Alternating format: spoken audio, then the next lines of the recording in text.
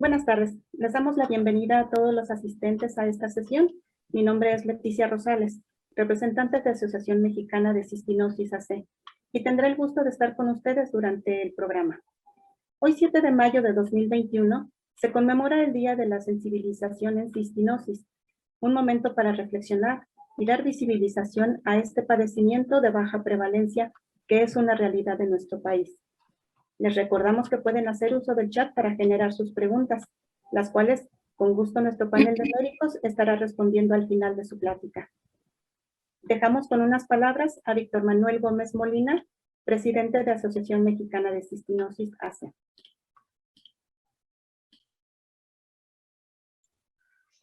Muchas gracias, muy buenas tardes a todos. Les agradecemos su presencia.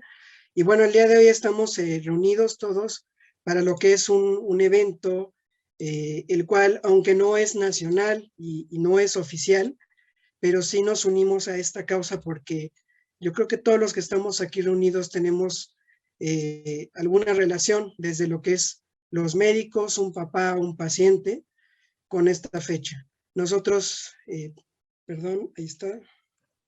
Listo. Nosotros nos alineamos con algunas instituciones y asociaciones y fundaciones de Estados Unidos en este día tan especial, el 7 de mayo de 2021.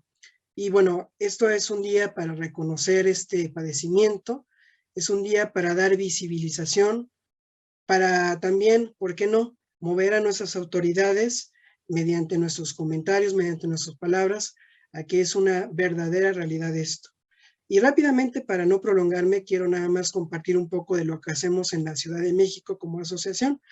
Y les estoy compartiendo aquí nuestro objeto social.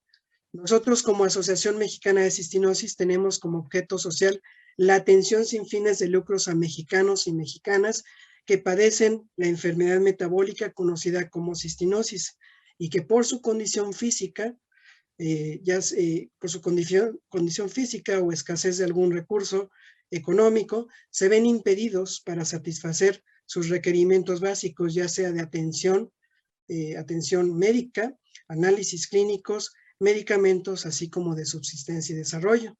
El próximo año cumplimos 20 años de habernos establecido como asociación y hemos hecho una gran labor con todos los pacientes.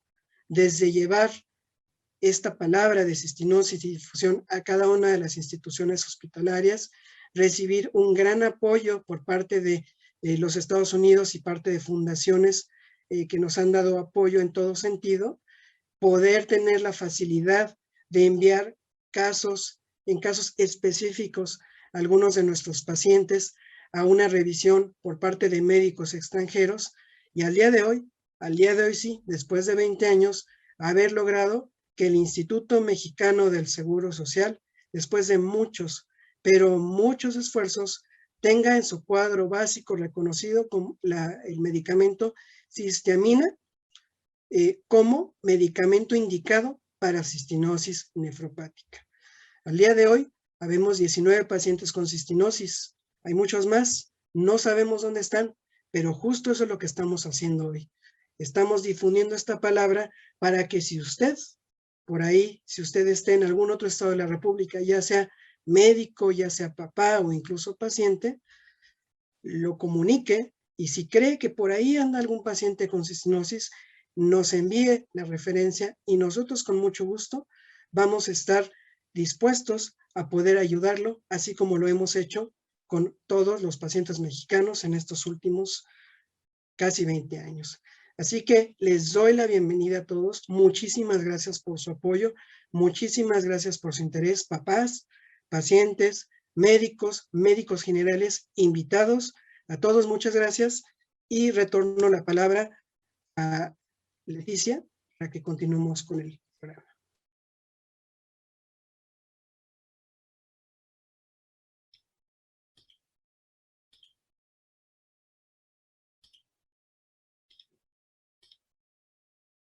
Mi cámara no la puedo activar.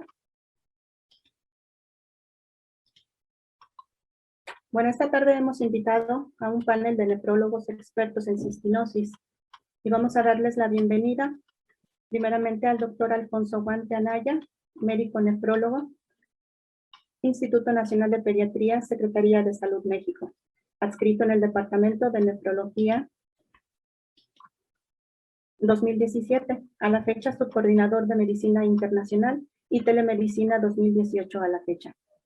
Jefe del área de Informática Médica 2014 a la fecha. Jefe de Medicina Internacional y Telemedicina 2014 a 2018. Adscrito al Departamento de Medicina Interna 2013 a 2014.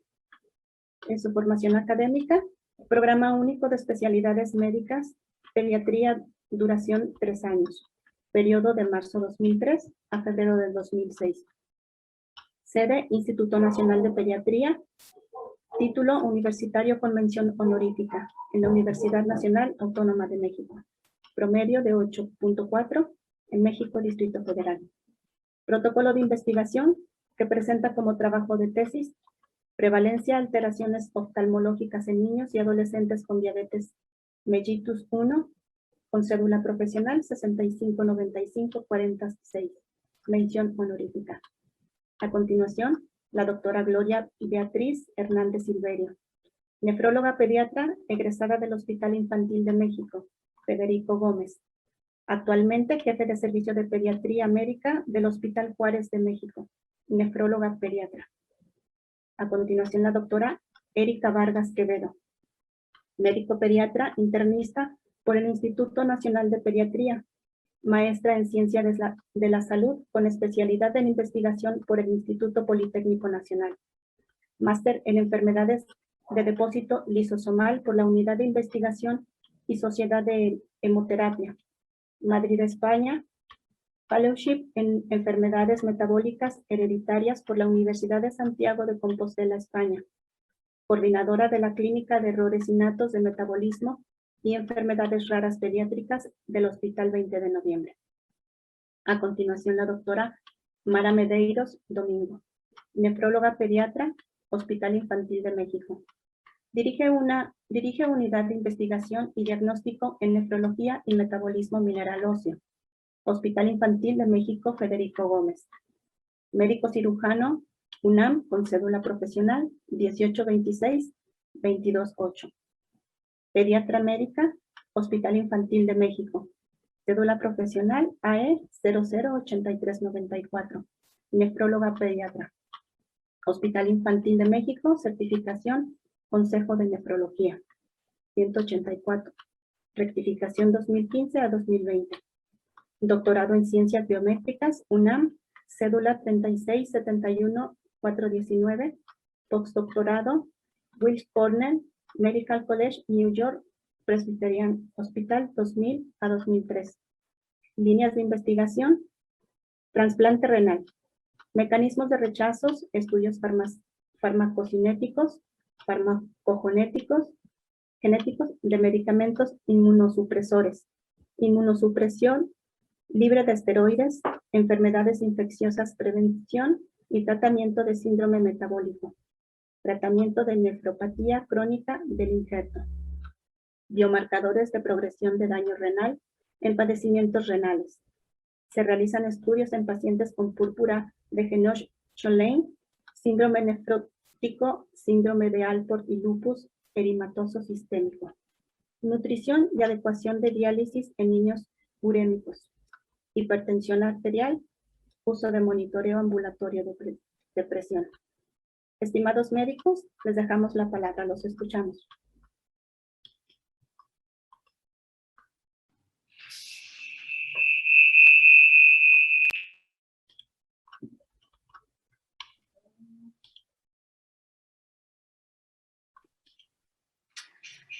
Pues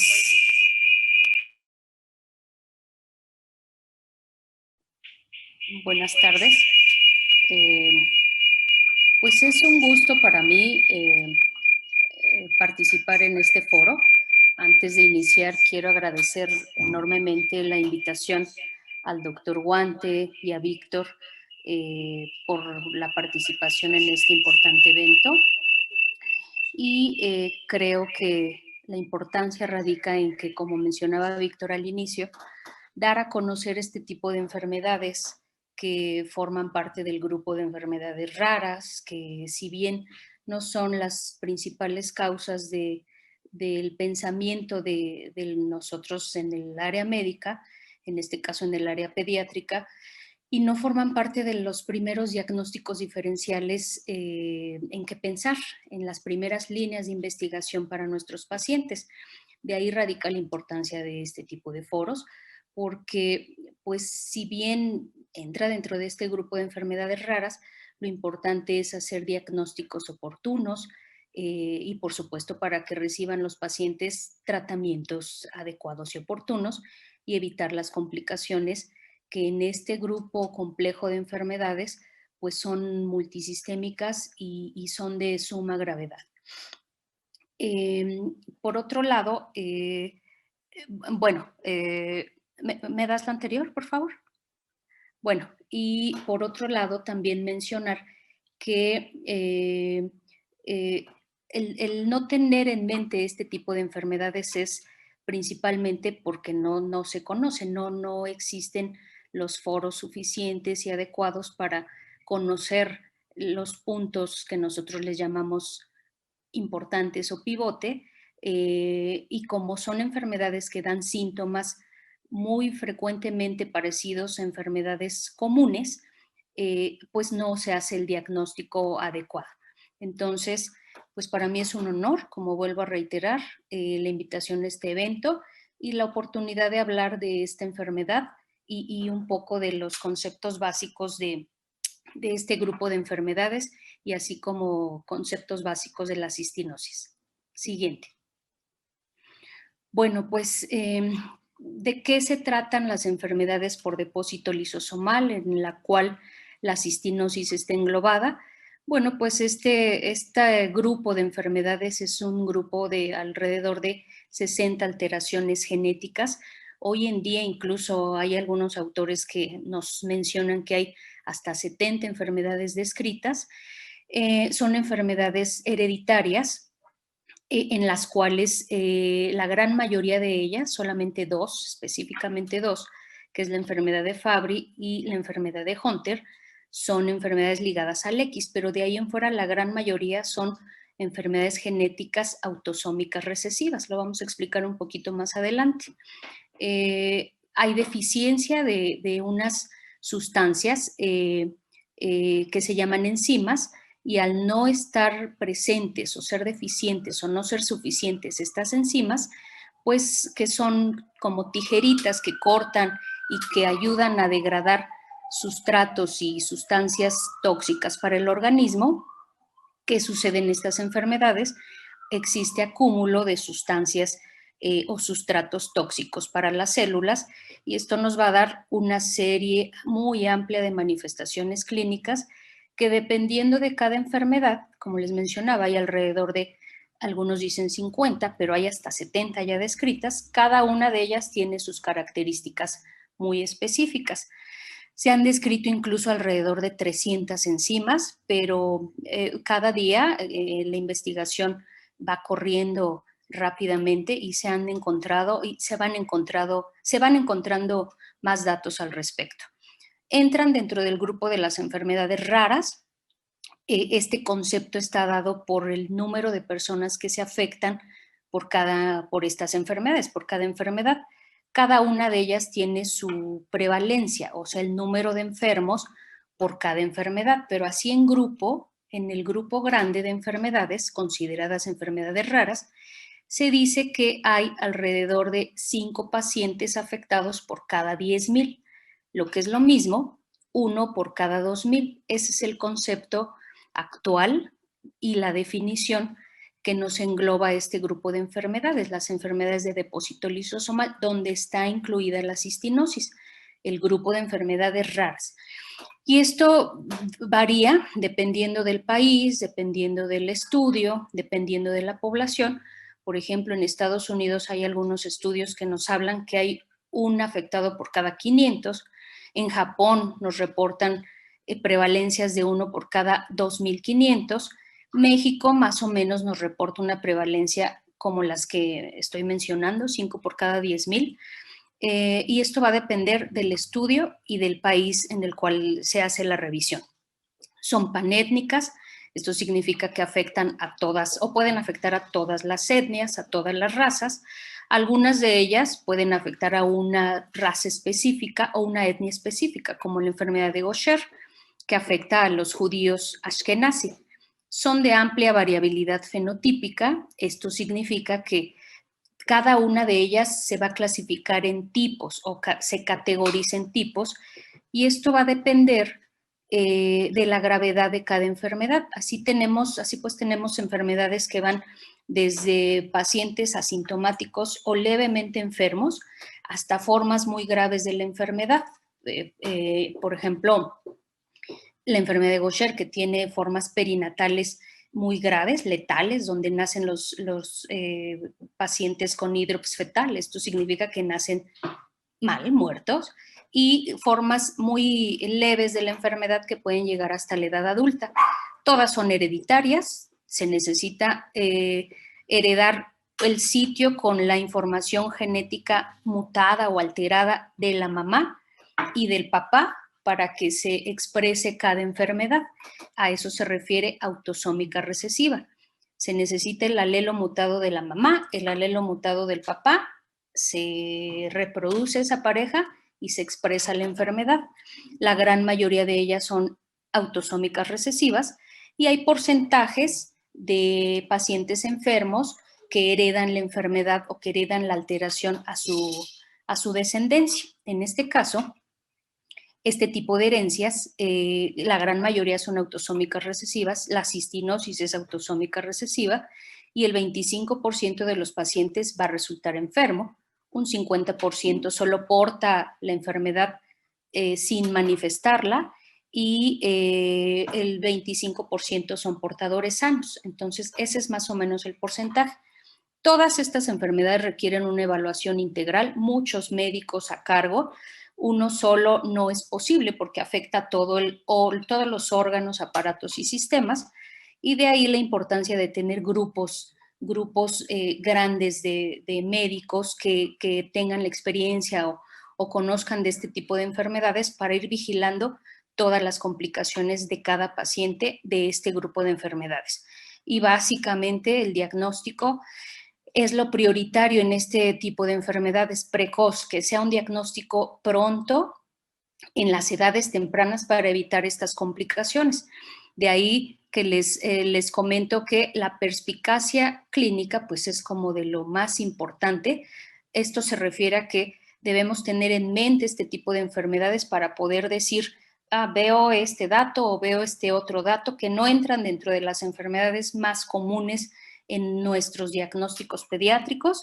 Entonces podemos sospechar en cistinosis como en todo este grupo de enfermedades raras o complejas. Y hay un día que todos los que nos dedicamos a esto sabemos, en el cual se conmemoran este grupo de enfermedades a nivel mundial, que es el 29 de febrero. Este es el logo conmemorativo a ese día y nos ayuda a identificar o a saber que pues debemos pensar en este tipo de pacientes. La que sigue. Un poquito de la historia, bueno, muy rápidamente. El primero en describir este tipo de enfermedades fue Sir Archibald Garrod. Él escribió en un tratado dos tratados específicamente de errores innatos del metabolismo, y él fue el primero en dar la definición de este grupo grande de enfermedades. Él dio la definición que hoy en día incluso utilizamos. Él comentó que este grupo de enfermedades son alteraciones bioquímicamente heredadas o bioquímicas genéticamente heredadas y que se van a definir por una alteración en la función y o en la estructura de las proteínas que participan en diversas rutas metabólicas. Esa es la definición de los errores innatos del metabolismo. El primero en describir la estructura en la cual se llevan a cabo estas rutas metabólicas fue hasta 1965 Christian René de Dieu, que incluso ganó el premio Nobel por describir varias de las estructuras y función de los organelos en el interior de las células. Y eso fue un parteaguas para todo este grupo de patologías, ya que se sabía que había una alteración en rutas metabólicas, que había acúmulo de sustancias, pero ya con la definición de las estructuras y los sitios y el lisosoma, la descripción del lisosoma, bueno, pues fue un parteaguas para saber cuál era el sitio específico en el cual pues se llevan a cabo estas rutas metabólicas. Así, aquí como vemos en este pequeño esquema, pues una célula tiene diferentes sitios, diferentes organelos, así se llaman las estructuras dentro de la célula, que es la maquinaria en la cual se llevan a cabo todas las funciones del organismo. Y como vemos ahí, pues hay un pequeño puntito que dice lisosoma. Esa es una estructura súper importante, ya que todas las células del organismo pues tienen lisosomas. Este organelo es el principal sitio de digestión y reciclaje intracelular. Todo el organismo necesita eliminar todos los sustratos tóxicos o que no son adecuados para el organismo del metabolismo de diferentes sustancias y mantener un sistema o un metabolismo, pues por así decirlo, limpio. En este caso, el problema de este grupo de enfermedades radica ahí, en ese organelo, en ese pequeño sitio que es donde se lleva a cabo la digestión de estos acúmulos, de estas sustancias tóxicas.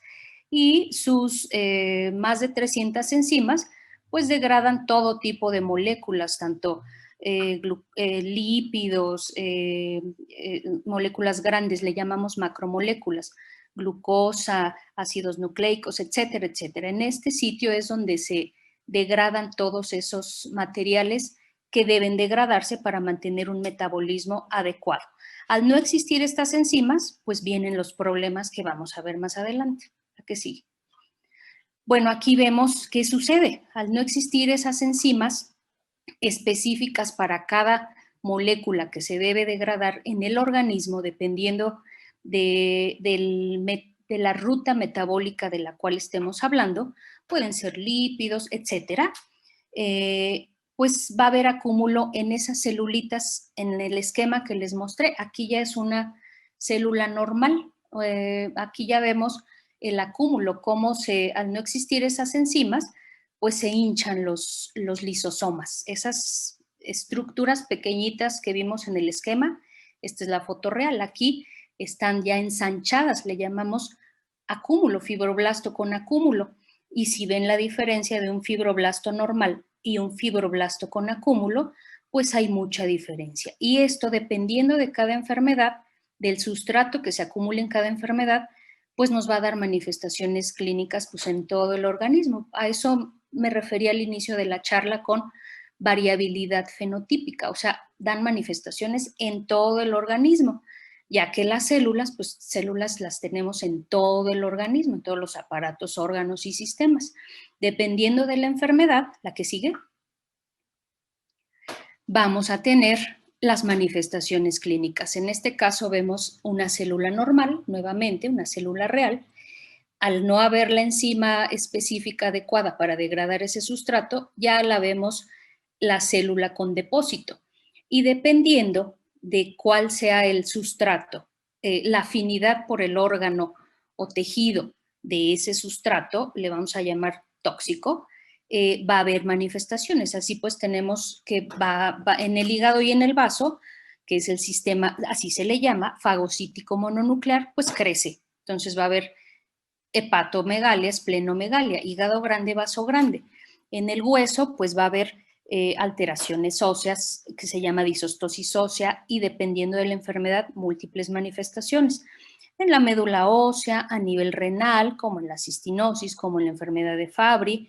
En la piel, por ejemplo, los glucosaminoglicanos, como en las mucopolisacaridosis, que dan ese aspecto tosco o grueso de la cara, facies tosca. En la piel, en las articulaciones, a nivel cardíaco, sistema nervioso, como en la enfermedad de Fabry, y así por el estilo. En todos los órganos, aparatos y sistemas vamos a tener manifestaciones clínicas y daño. La que sigue.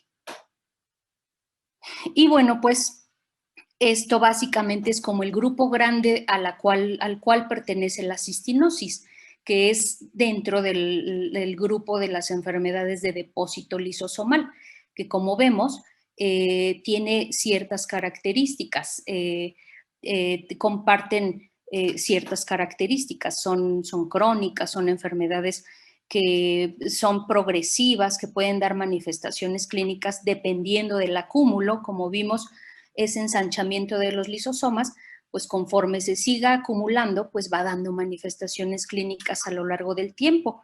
A eso le hemos llamado, en la actualidad hay muchos estudios y muchos autores que hablan de ese modelo evolutivo de la enfermedad. No es que sea manifestaciones en esta edad, en esta y en esta, sino es evolutivo dependiendo del tiempo en el cual no se dan tratamientos adecuados. Ahora, ya hablando de la cistinosis, que ya la englobamos dentro de este grupo, pues vamos a dar algunas definiciones iniciales para posteriormente ya ver con los doctores todas las manifestaciones a nivel renal y diagnóstico y tratamiento. Solo les muestro la incidencia, que es el número de casos nuevos de cada enfermedad. En la cistinosis, como vimos, forma parte del grupo de enfermedades raras. Aquí vemos uno en cada 100,000 a 200,000 en recién nacidos y se ve más frecuente en pakistaníes. La prevalencia, que son los casos actuales de cada enfermedad, aquí vemos que 1 a 9 por cada millón de población, y la cistinosis nefropática infantil pues es la más frecuente, está en el 95% de los casos. ¿Qué sucede en esta enfermedad? ¿Cómo se define? La cistinosis es una enfermedad metabólica, un error innato del metabolismo, en el cual va a haber una alteración en el gen CTNS. Este gen codifica para la proteína transportadora de cistina. La cistina es el sustrato que debe ser transportado de la membrana lisosomal hacia afuera. Entonces, al haber una alteración y deficiencia de esta proteína por una mutación en este gen, pues no se codifica, no se sintetiza esta proteína llamada cistinosina y por lo tanto pues se acumula la cistina, que es en esta enfermedad este es el sustrato. Va a existir acúmulo de la cistina hasta, se menciona, desde 50 hasta 100 veces más de lo normal. Este gen, bueno, pues está en los cromosomas, su sitio en el cual se encuentra el gen es en el cromosoma 17, en el brazo corto, en un sitio en la región 13, ahí está el sitio donde está este gen, y pues hay deficiencia de esta proteína que transporta a la cistina de la membrana lisosomal hacia afuera. Al no salir este acúmulo o este sustrato, por no existir esta proteína que la lleva y la trae, que la transporta, pues va a haber aparición de cristales de cistina en la córnea. La cistina se acumula en forma de cristales, que son como unos hexagonitos. Ahorita vemos una foto. ¿Y cuáles son los sitios específicos? Como les mostré en las diapos anteriores, en la córnea, en la conjuntiva, médula ósea, ganglios linfáticos, leucocitos, y en algunas vísceras como hígado, vaso, riñón, que es como el órgano principal de daño de esta enfermedad. ¿La que sigue? La cistina pues es muy importante, es un componente esencial de las proteínas, se deriva, como vemos en este esquemita, de la cisteína. La cisteína es un aminoácido no esencial, significa que ese no lo comemos, sino ese lo sintetiza el organismo. Es muy importante para las proteínas y para esa función celular de todo el organismo. Por lo tanto, entonces, si no está esta proteína al haber esta alteración en el gen, pues no está el transportador específico, que es la cistinosina.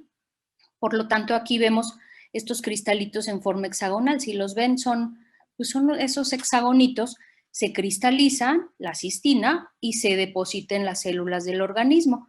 ¿Y esto qué va a generar? Pues que la célula se estrese, se oxide, se llama estrés oxidativo y pues se muera, que el término se llama apoptosis, o sea, se muere la célula. Y esto nos va a dar una enfermedad multisistémica, o sea, en todo el organismo. Generalmente los pacientes pues empiezan desde pequeñitos, debutan desde el primer año de vida y cómo podemos ver, qué nos puede llamar la atención, que nos haga sospechar de esta enfermedad, pues son niños que empiezan a dejar de crecer, se retrasa su crecimiento, tienen fiebres inexplicables, toman mucha agua, poliuria, vomitan, se deshidratan, no crecen bien. ¿La que sigue?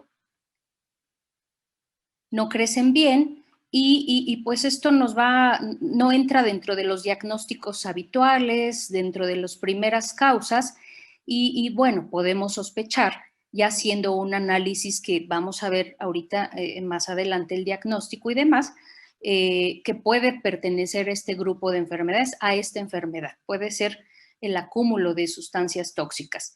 Hay 3 tipos, aquí solamente les quiero mencionar que es la forma más frecuente y la más grave, la infantil, por lo tanto es la edad más idónea en la cual debemos hacer el diagnóstico pronto, como les ponía yo, diagnóstico precoz, porque es la forma más grave y es la que nos lleva a daño renal grave. Hay otra forma, la adolescente o juvenil, aquí se deposita la cistina en diversos órganos, principalmente el riñón. Se habla de que en la primera, segunda década puede haber ya daño progresivo renal y con síntomas renales que los doctores, los nefrólogos que van a hablarnos sobre esto nos van a comentar más a fondo. Y la forma del adulto, que se le llama como de afección menos grave o más benigna, con depósito de cistina en la córnea y médula ósea, y en esta forma, pues incluso se habla de que no hay daño renal acompañante. Estos son como los 3 tipos, son más o menos los aspectos básicos de la enfermedad. Y bueno, pues ahora vamos a hablar, la doctora Beatriz nos va a hablar del diagnóstico para poder saber cómo establecemos y confirmamos que se pueda tratar de esta enfermedad.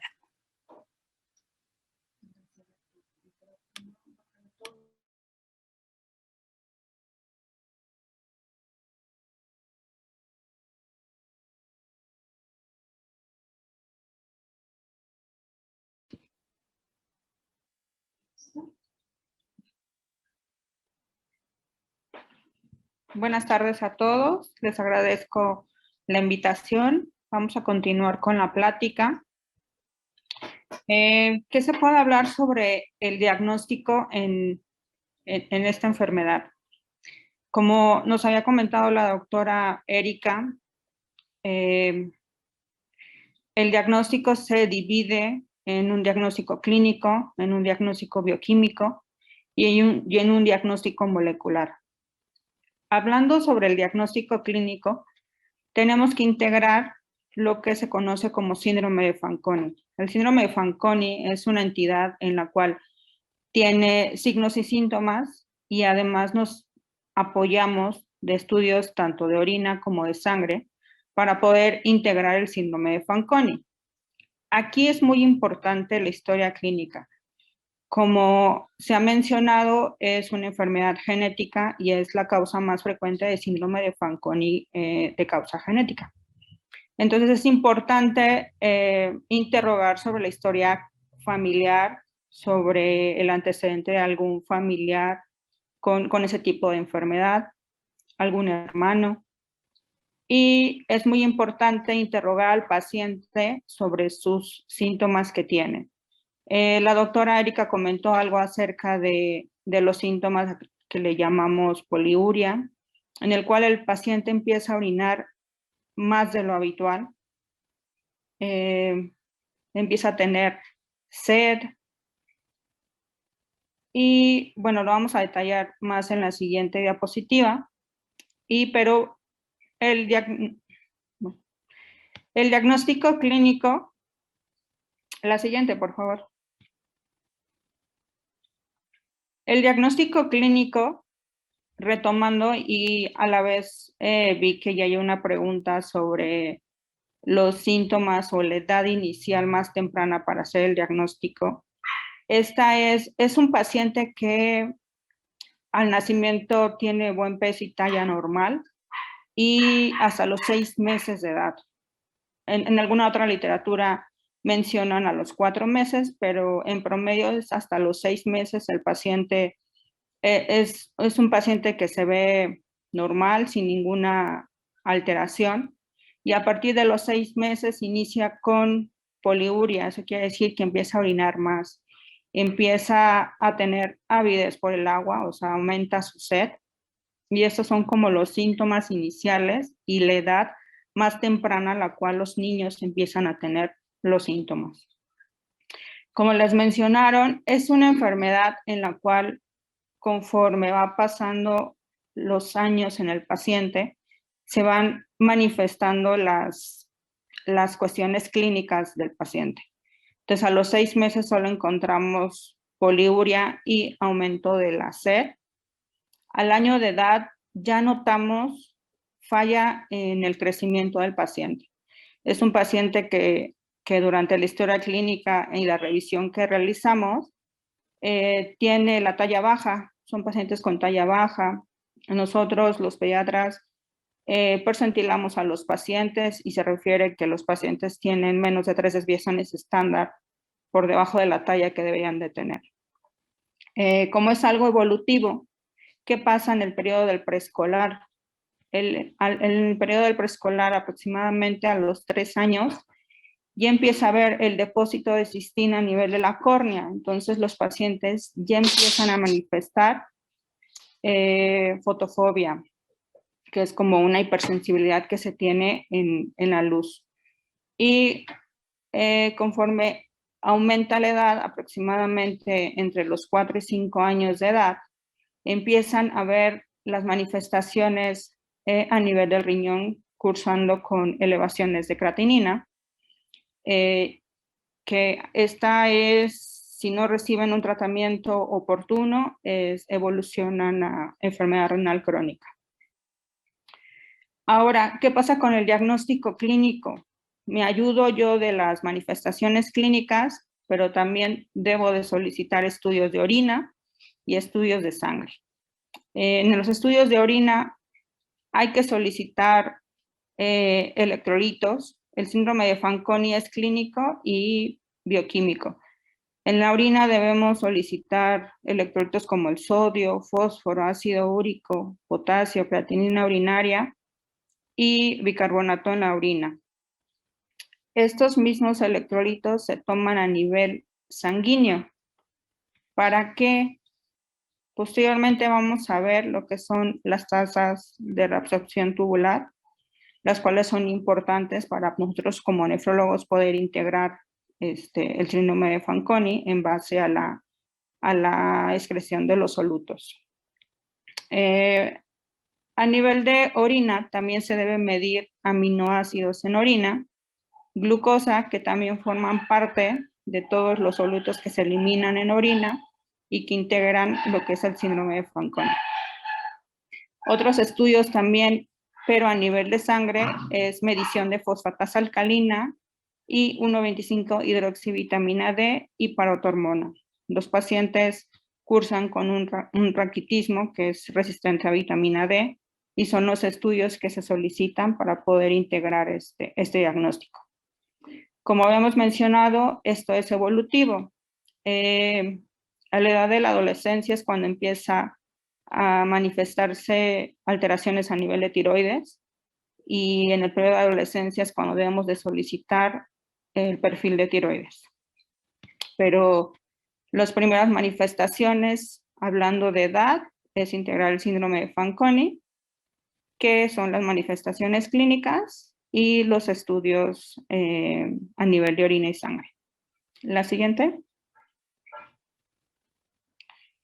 Este esquema nos muestra la evolución clínica que tiene el paciente en el cual se está integrando o tiene cistinosis, en el cual nos muestra la edad y cómo va evolucionando las manifestaciones de acuerdo a la edad. Como aquí menciona, antes de los 5 meses de edad, pues no hay manifestaciones clínicas, todavía es un paciente que se puede considerar normal en peso y talla, y a los 6 años es la edad temprana en la cual inician los síntomas. Como hemos estado mencionando, es una enfermedad evolutiva o una enfermedad que sin tratamiento evoluciona a enfermedad renal crónica y bueno, hasta requerir terapias de sustitución renal. En la parte inferior nos muestra la aparición de los cristales a nivel de córnea. Si bien aquí aparece, menciona que es a partir del año de edad, lo más frecuente es que empiecen a partir de los 3 años. Es como el promedio en el cual empiezan a presentarse los cristales y empiezan el paciente a presentar fotofobia. Como había mencionado, al año de edad hay retraso del crecimiento. Ya al año de edad nosotros ya notamos una talla baja, y en el periodo de adolescencia inicia los signos de hipotiroidismo, por lo cual hay que solicitar el perfil tiroideo. Y bueno, como es una enfermedad, como mencionaron, que los depósitos de cristales de cistina se depositan en diferentes órganos. Entonces, esto ya representa pues esa manifestación de esos depósitos, que es miopatía. Los cristales que inician en córnea, también si no reciben un tratamiento oportuno, evolucionan a ceguera. Y se habla en promedio que los niños tienen 10 años de edad, incluso pueden ser ya ciegos. Afecta a páncreas, obviamente manifestándose como diabetes, afecta a gónadas, sistema nervioso central, hasta depósitos a nivel de pulmón. La siguiente.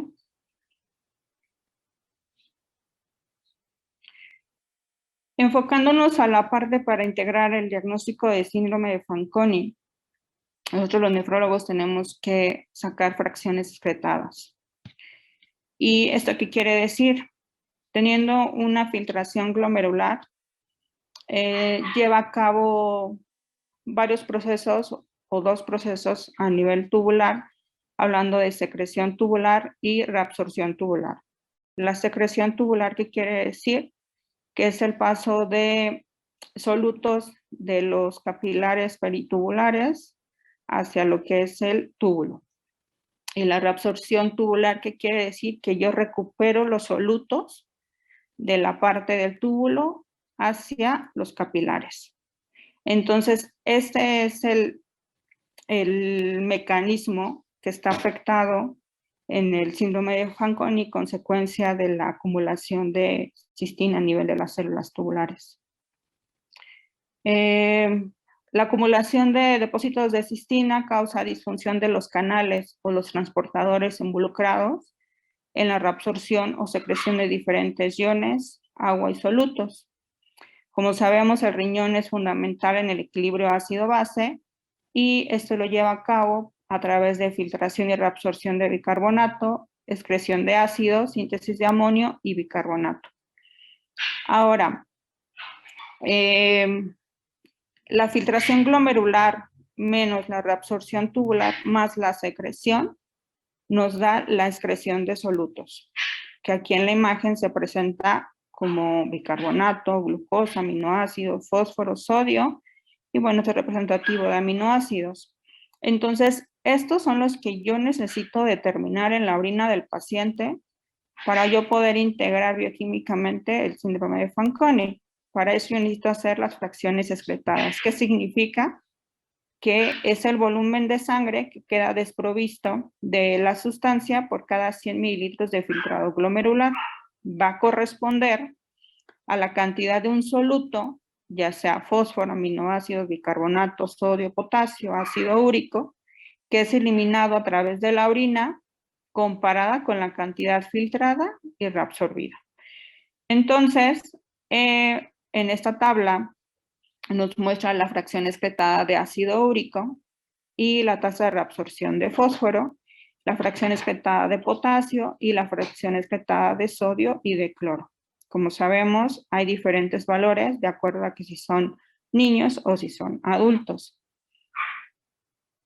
La siguiente. Con lo previo, hacemos la integración del síndrome de Fanconi, que es las primeras manifestaciones de los depósitos de cristales a nivel de las células tubulares. Lo que corresponde al diagnóstico bioquímico, desde 1967 ya se había determinado la medición de la cistina intracelular, que es la determinación que se hace para realizar el diagnóstico de cistinosis. Entonces se hace determinación de cistina intracelular en leucocitos totales de sangre periférica. Esto se realiza en una muestra de sangre y lo normal es que sea 0.2 nanomoles hemicistina sobre miligramo de proteína, 0.2. Y habitualmente los pacientes con diagnóstico de cistinosis tienen mayor a 1 nanomol sobre miligramo de proteína. Habitualmente tienen valores en mayor de 2. Estas van a tener las 3 variedades clínicas, hablando de la parte infantil, la parte del adulto y del adolescente. Habitualmente las 3 tienen valores mayores de 2. La siguiente.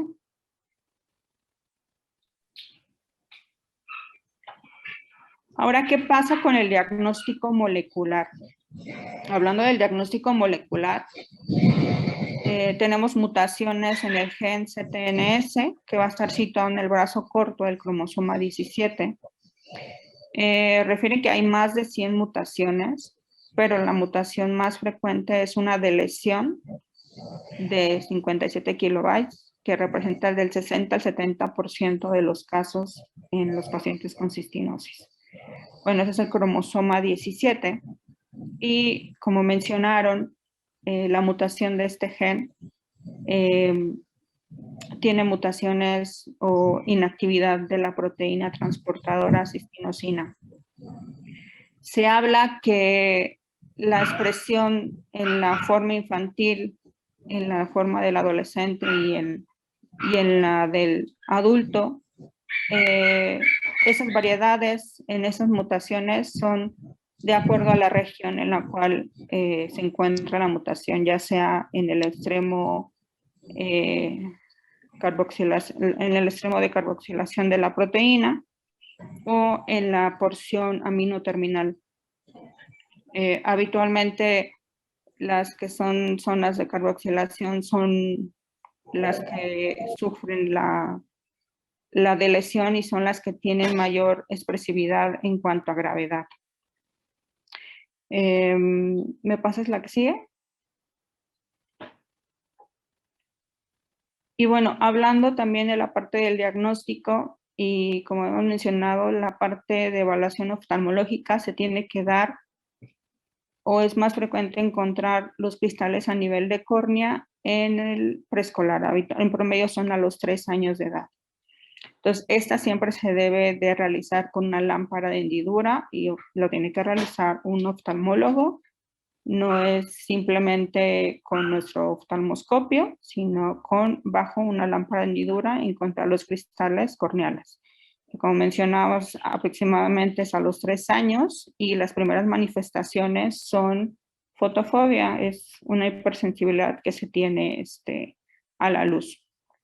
Y en promedio, si estos pacientes no reciben su tratamiento, tienen ceguera aproximadamente a los 10 años de edad. ¿Qué va a pasar o qué se han encontrado en las biopsias renales? Como les mencioné, las manifestaciones clínicas a nivel de riñón inician en promedio entre los 4, a veces otra literatura refiere a los 6 años de edad, y inician con elevaciones de creatinina. Todas las excreciones de solutos que ya mencionamos para síndrome de Fanconi. Y en la parte de la variedad del adolescente, tienen ellos más que elevaciones de creatinina como manifestación inicial, es proteinuria, que esta puede ser leve hasta manifestarse como en rango nefrótico. ¿Qué va a pasar con los pacientes o qué hallazgos encontramos en una biopsia renal?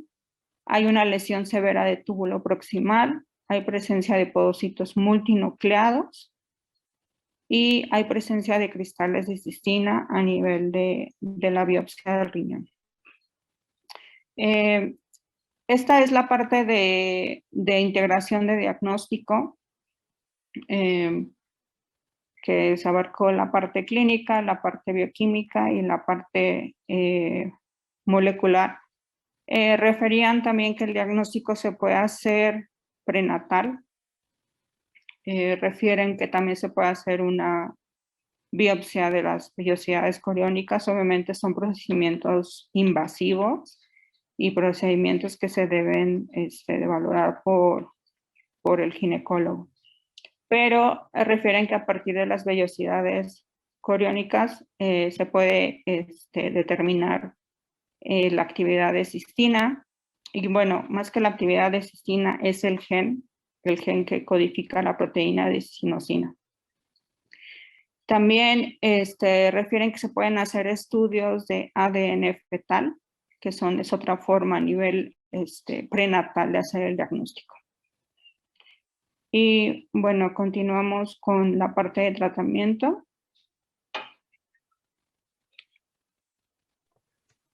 Muchas gracias, doctora Erika y doctora Hernández. Por ahí hay alguna duda de Arturo Vargas en el chat que quisiera aclarar de una vez. Dice que por qué se clasifica en infantil, juvenil y del adulto siendo una enfermedad genética. Acuérdate que va a depender de en qué parte el gen esté afectado.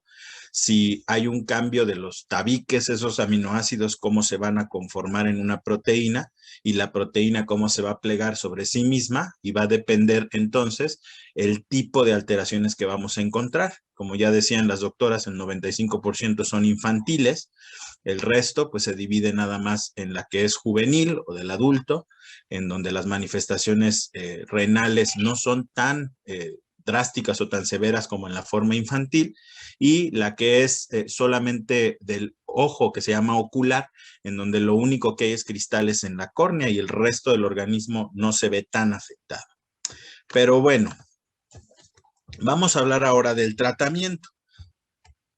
El tratamiento es la parte, diría yo, más fácil, porque ya tenemos el diagnóstico. Siempre en medicina, cuando nos enfrentamos a un paciente, lo más difícil es hacer el diagnóstico. Entonces, si podemos llevar esos mensajes a casa de un paciente que tiene poliuria, pérdida de peso o no ganancia ponderal, niño, que nace perfectamente normal y que a través del tiempo vemos que se va deteriorando en el crecimiento y que va teniendo esta cantidad de orina excesiva, podríamos ahí empezar a sospechar que tenemos primero un síndrome de Fanconi, que la causa más frecuente es fuera de las intoxicaciones por algunos medicamentos o algunos metales pesados, es la cistinosis. Entonces, el tratamiento se divide en dos grandes grupos. Uno, que es lo que se trata de atacar el síndrome de Fanconi, porque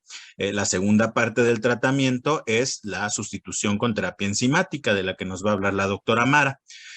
Pero el problema del síndrome de Fanconi es que esa alteración a nivel tubular no se detiene cuando empezamos la terapia de reemplazo enzimático. Entonces, también hay mucha, no controversia, sino mucha gente que dice, bueno, ¿para qué le doy la terapia de reemplazo enzimático si el riñón a final de cuentas se va a perder y a final de cuentas va a necesitar un trasplante renal? Y la respuesta es muy simple, porque no solo el riñón se afecta, sí tenemos un gran problema, pero el resto de los órganos, que ya lo presentaba la doctora Hernández, también son un problema, ¿no?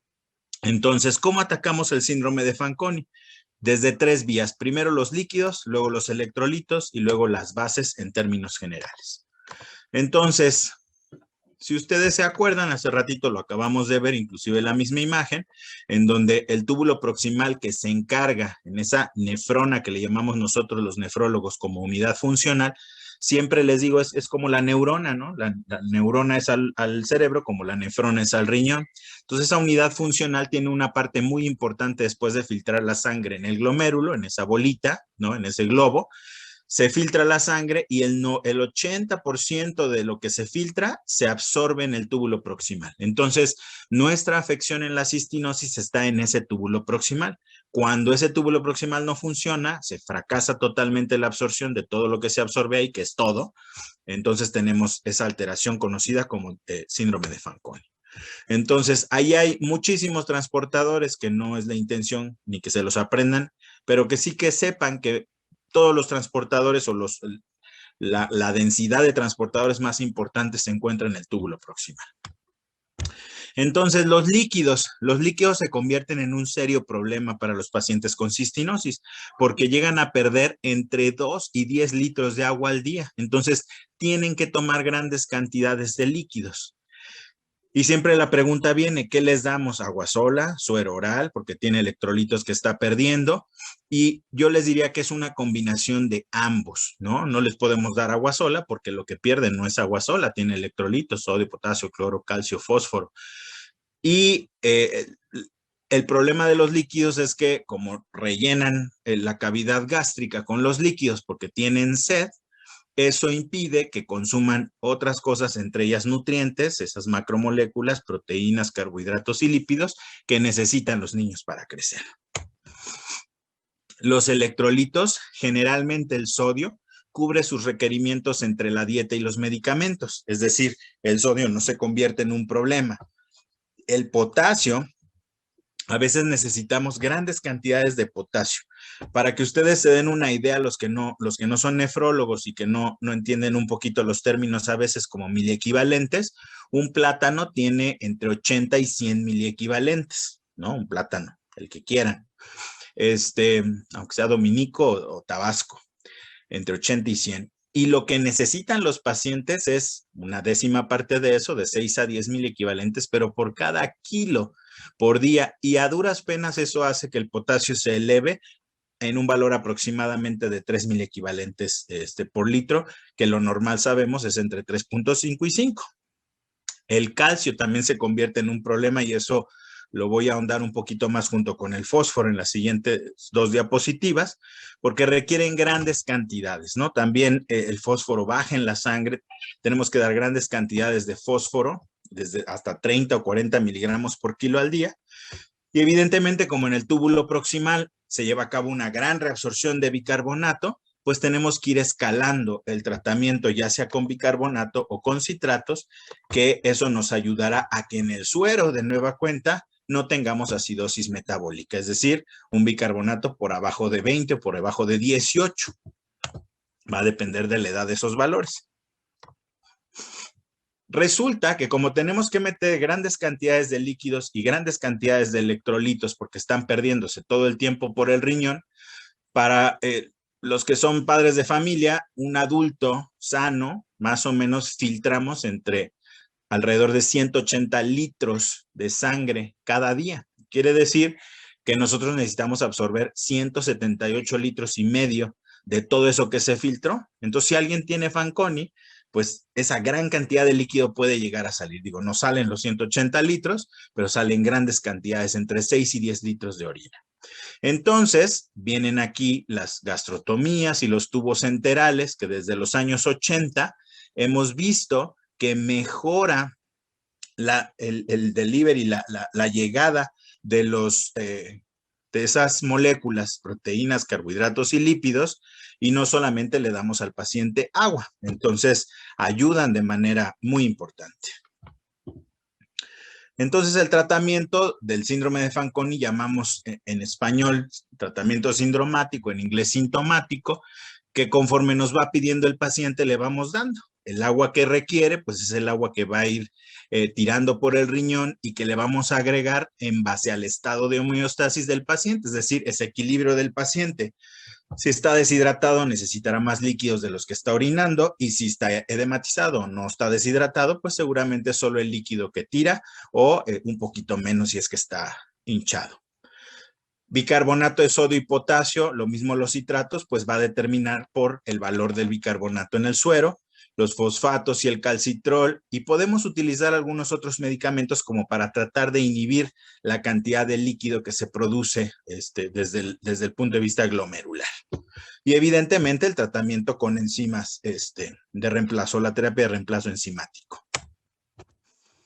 Se ha utilizado la indometacina, que como sabemos es un inhibidor de prostaglandinas. Ese glomérulo necesita prostaglandinas para poder dilatar la arteriola aferente, y que eso permita una filtración glomerular. Si nosotros damos indometacina, esa arteriola aferente o esa arteriola que llega al glomérulo se constriñe y reduce la cantidad de producción de filtrado glomerular entre un 30 a un 70%. Evidentemente hay que tener precaución porque pues a final de cuentas va a ser un nefrotóxico y si tenemos deshidratación o enfermedad renal avanzada o podemos producir inclusive hipotensión o si hay hipotensión, la indometacina puede hacer que ese riñón sufra. Algo que se ha estado hablando en los últimos años es la enfermedad metabólica ósea de los pacientes con cistinosis. Una cosa es la enfermedad metabólica ósea que tienen los pacientes con enfermedad renal crónica que de por sí, por la deficiencia de la 1,25 hidroxilasa, que convierte a la vitamina D en vitamina D activa, esa que se activa en nuestra piel por los rayos ultravioleta, o que nos la comemos y se va al hígado y se convierte en 25 hidroxicolecalciferol, una forma inactiva de la vitamina D, requiere ser hidroxilada o requiere ese hidroxilo, esa molécula, ese átomo en esa misma molécula que lo hace que sea activo y que podamos absorber calcio y fósforo en el intestino y que se retenga fósforo y eso haga que el hueso se vaya creciendo, ¿no? Entonces, no solo por el lado de que todo eso está mal cuando el paciente tiene enfermedad renal, sino que la misma cistinosis, es decir, esos cristales de cistina que se están acumulando en los osteoblastos o en los osteoclastos, lo que van a producir es raquitismo, ¿no? Y luego si a eso le agregamos que la cantidad de calcio y de fósforo no son las adecuadas porque no se consumen en forma adecuada o porque las cantidades de vitamina D se están tirando por el riñón, por el mismo síndrome de Fanconi, tenemos ahora sí que la tormenta perfecta para que el hueso sufra. Entonces, ¿qué tenemos que tener? Un adecuado aporte de calcio, un adecuado aporte de fósforo, y aquí hacemos una pausa. Recuérdense que una de las alteraciones de los pacientes con enfermedad renal crónica, pues es la cantidad de fósforo elevada, la hiperfosfatemia. Entonces, en esos pacientes ya tenemos que mesurar el fósforo porque entonces no lo queremos del otro lado. Y luego también en los pacientes con enfermedad renal crónica, pues los vigilamos con una cosa que llamamos paratormona, ¿no? Que tienen un hiperparatiroidismo secundario. Y lo que tenemos que hacer es mirarla muy bien, porque en las primeras etapas de la enfermedad renal crónica que tienen los pacientes con cistinosis, es un balance muy delgado entre cuánto es lo que debe de tener de paratormona.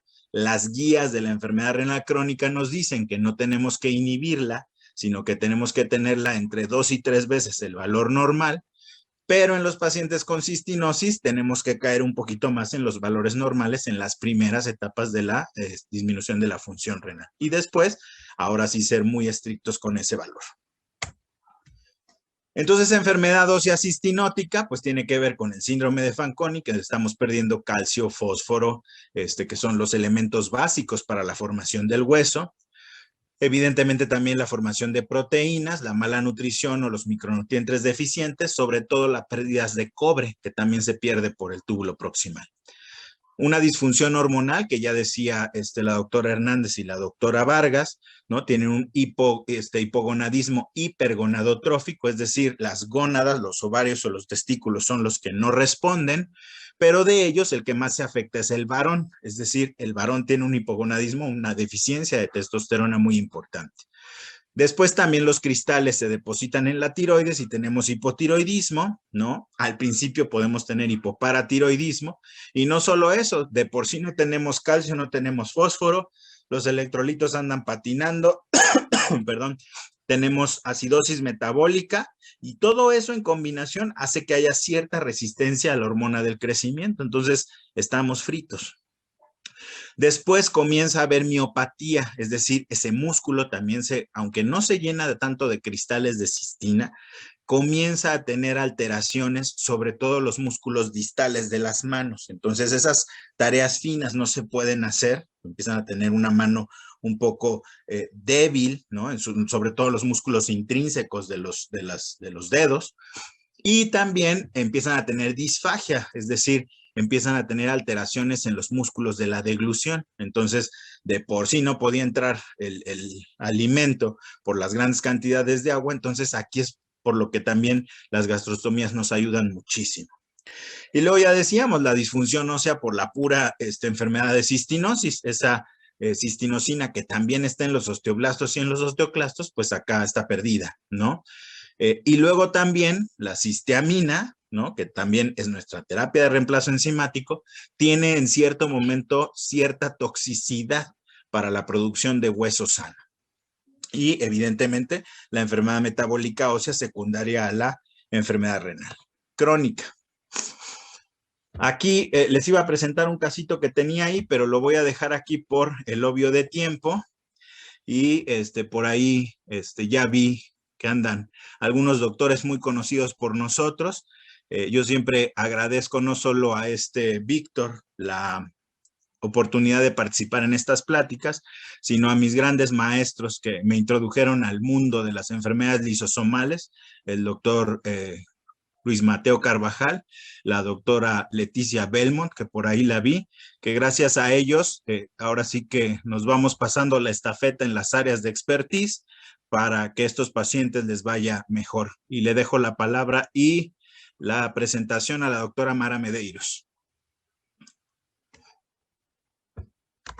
Ahí voy, ¿qué tal? Buenas tardes, pues es un gusto estar con ustedes también aquí hoy, en este día de tomar conciencia sobre este tema que es tan importante. A ver, yo en realidad les voy a hablar un poco, porque ya se ha hecho una revisión muy extensa, ¿no? Sobre la cistinosis y el tratamiento. Les voy a hablar sobre el tratamiento específico. El tratamiento específico es la cisteamina, que se da por vía oral. Este medicamento fue aprobado por la FDA pues apenas en 1994, entonces en realidad es un medicamento reciente, ¿no? Disminuye la acumulación de cistina en diversos tipos de células, en leucocitos, en el músculo y en las células hepáticas. Y de esta manera retrasa la progresión del daño renal y hace que los pacientes requieran, si se da tiempo, los niños pueden crecer mejor, ¿no? Previene el uso de hormona tiroidea y también de hormona de crecimiento si se inicia en forma temprana. La cosa es que si se administra por vía oral, no va a tener efecto en el síndrome de Fanconi, tampoco tiene efecto sobre la esterilidad masculina y tampoco en la acumulación de cristales en la córnea. Para esto lo voy a mencionar más adelante, hay que poner las gotitas en los ojos.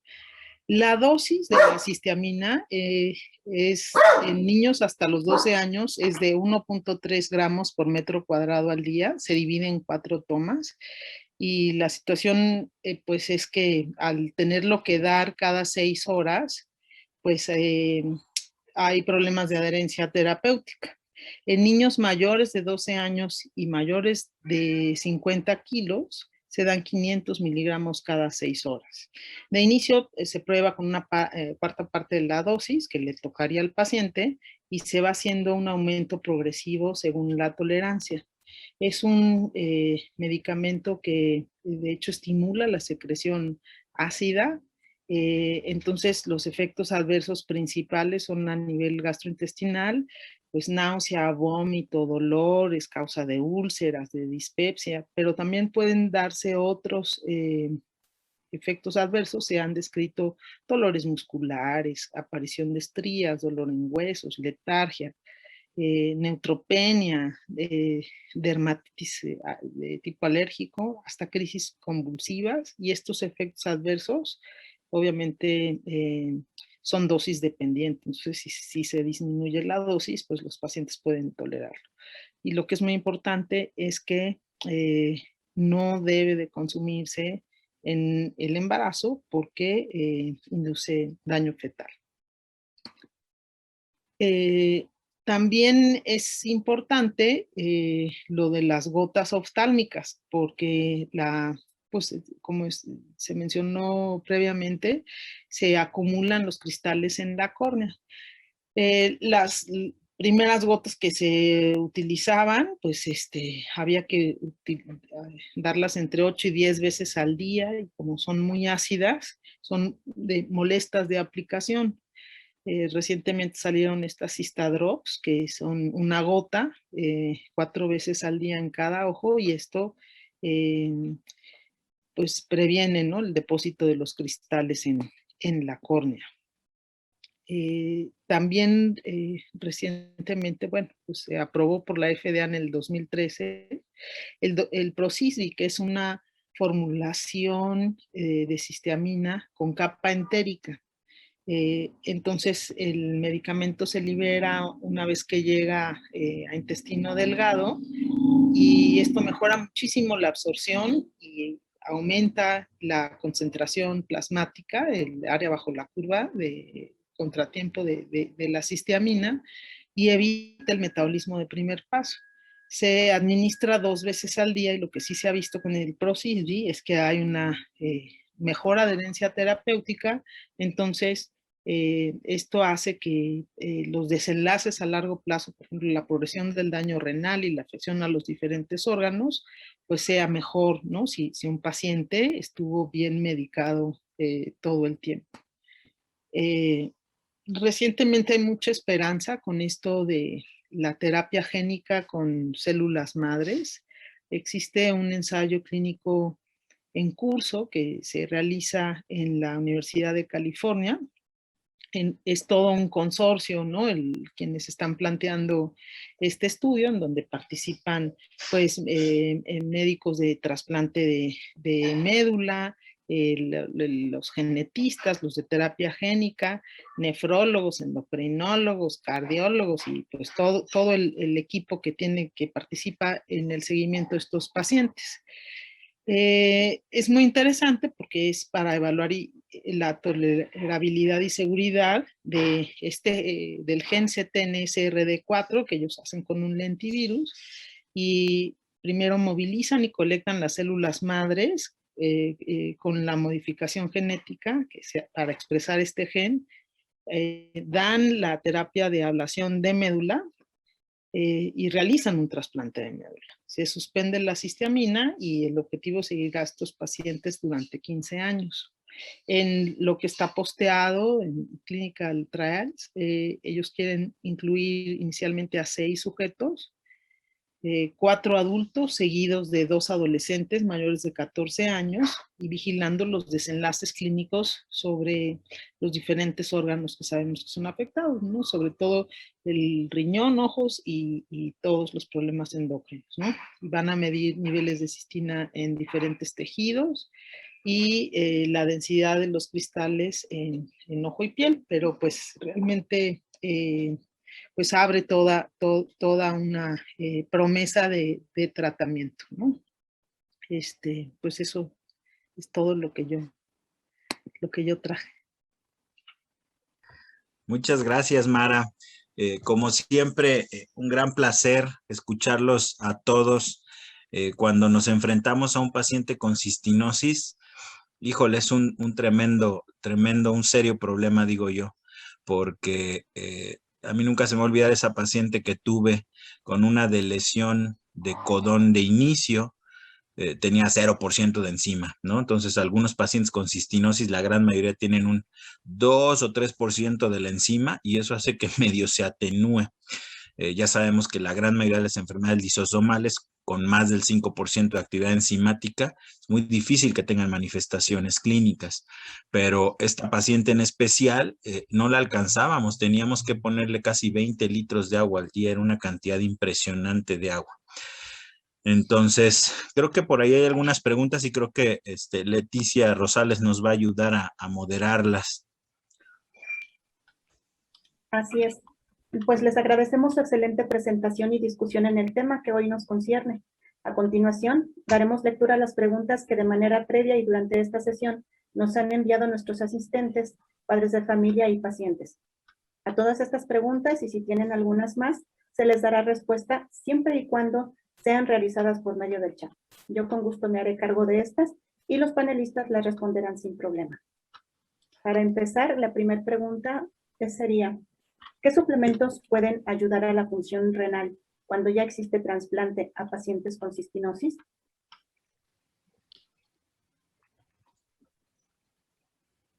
¿Quieres tomarla, Mara, o...? Bueno, o sea, en general es evitar los nefrotóxicos. Si hay proteinuria, se pueden dar inhibidores de enzima convertasa, ¿no? Para tratar de disminuir la proteinuria. Pero pues es lo que yo he visto reportado, no hay otra cosa que la dieta, por supuesto, es muy importante. Yo creo que lo más importante es ser regulares en la administración del cistagón, porque son los depósitos de cistina los que finalmente llevan a la progresión del daño. Sí, totalmente de acuerdo, Mara. De hecho, ahora que mencionabas también los trasplantes las células progenitoras hematopoyéticas, hay por ahí un par de artículos que nos hablan sobre el papel que juegan los inhibidores de mTOR, que generalmente en los trasplantes renales utilizamos más calcineurínicos, pero que algunos pacientes utilizamos inhibidores de mTOR como sirolimus o everolimus.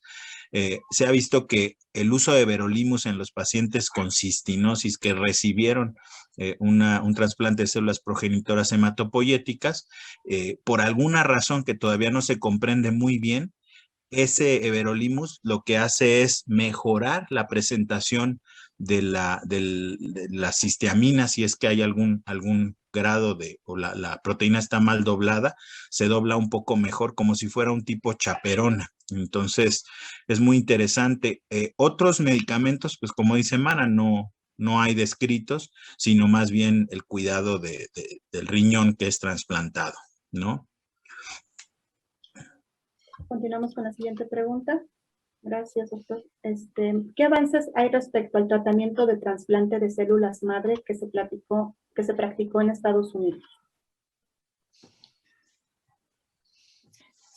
Pues el estudio está en curso. Tengo entendido, o sea, yo en realidad no he visto todavía publicados los resultados, pero pues, al parecer los pacientes están sin tratamiento con cisteamina y o sea, están bien controlados, ¿no? O sea, no han requerido de nuevo el cistagón. Me comentaban que en algunos de ellos incluso les cambió el color del pelo, ¿no? Que de ser pelo rubio se les puso el pelo oscuro, pero y que los efectos adversos del tratamiento en realidad han sido los efectos asociados a la ablación medular más que, ¿no? A la terapia estagénica propiamente, ¿no? Pero yo creo que hay que esperar a ver los resultados finales y la publicación, porque, pero sí, Sí, definitivamente fíjate, Mara, que con lo que... ¿no? Uh-huh. Porque finalmente lo que están transfundiendo son células madres que uno dice, pues lo que va, a dónde se van a ir, qué van a poblar y hasta dónde van a recuperar, pues, quién sabe, ¿verdad? Uh-huh. Es hematológico, sí, ¿no? De hecho, por ahí hay algo muy interesante para digo, estamos esperando todos ansiosos cómo les va a estos pacientes que al parecer les va bien, pero sobre todo hay por ahí algunas publicaciones también que o sea, la teoría es que tú le pones un trasplante de células progenitoras y que entonces como tiene el gen de la cistinosina, lo comparte con las células del Pero va con organismo que lo gen recibe. que se mete con este virus Con el antivirus, y exactamente. con diversas enfermedades lisosomales ya se está Así es. planteando este tratamiento con terapia génica, ¿no? Que yo creo que es el siguiente paso, ¿no? Así es. Vamos a ir a... Lo que iba a comentar es que inclusive hay un tráfico de lisosomas, de las proteínas de los lisosomas, bidireccional, es decir, no nada más esas células progenitoras le van a dar el gen correcto a las células del paciente, sino que hay algunos reportes de que en ratones esas proteínas defectuosas también se exportan a las células que fueron trasplantadas. Entonces, yo creo que sí va a valer la pena estos estudios ya más a largo plazo de cómo van los pacientes para ver que en realidad esas células, digamos, son las ganonas, ¿no? Que lo que queremos es que haya una proteína útil y no que nos vaya a contaminar con la proteína defectuosa. Víctor, creo que querías tú comentar algo. Sí, gracias, doctor Guante. Sí, de hecho, ya unado y como comentario final para acceder a las demás preguntas, hace alrededor de un mes nos dieron la oportunidad de ser partes del comité de revisión de la salud de los pacientes con cistinosis en Europa y nos dieron un informe muy agradable sobre la compañía que está realizando estos estudios de terapia génica. Efectivamente, comparto la idea con la doctora Mara y el doctor Guante de que ha habido muy buenos avances, muy buena respuesta. Obviamente es un estudio en el cual lleva cierto tipo de riesgo, pero hasta ahorita ha habido buena evaluación. Entonces, nosotros estamos completamente convencidos de que ahí tenemos una esperanza, no es inmediata, sin embargo, ya nos convocaron nosotros porque parece ser que ya hay un interés por parte de la compañía en ver que este estudio se amplíe para otros pacientes, en lo cual sería un buen tema para el futuro para poder organizar todo un equipo de trabajo, porque para que a estos pacientes se les haga todo este proceso, esta compañía realiza toda una gestión y la pasa a un hospital donde tenga todo el equipo experto en todo esto de genómica y trasplante de células madres, etcétera. Entonces, yo los invito a que todos estemos al pendiente porque ya hay interés de que haya más voluntarios para este estudio. Perfecto, gracias. La siguiente pregunta, ¿qué tiempo es la duración del tratamiento con gotas, ya que en el empaque dice que se disminuye de manera progresiva el uso cuando mejora la visión? Pues yo creo que los pacientes tienen que ir a su revisión oftalmológica 2 veces al año, ¿no? Pero pues si usan los Histadrops, la indicación es de 4 veces al día, ¿no? Y se siguen acumulando. Si se los dejan de poner porque mejoraron, pues se va a volver a acumular si lo dejan de usar, ¿no? En realidad. Ok, muchas gracias. La que sigue, ¿en qué momento debo pensar en un trasplante renal? ¿Qué tanto avance o síntomas debe tener mi hijo para contemplar esta posibilidad? El trasplante renal está indicado cuando la tasa de filtración glomerular es menor de 25. Ahí se propone un trasplante renal anticipado antes de que el paciente requiera una diálisis peritoneal. Lo ideal es que un paciente no sufra una diálisis y se haga el trasplante en forma oportuna, ¿no?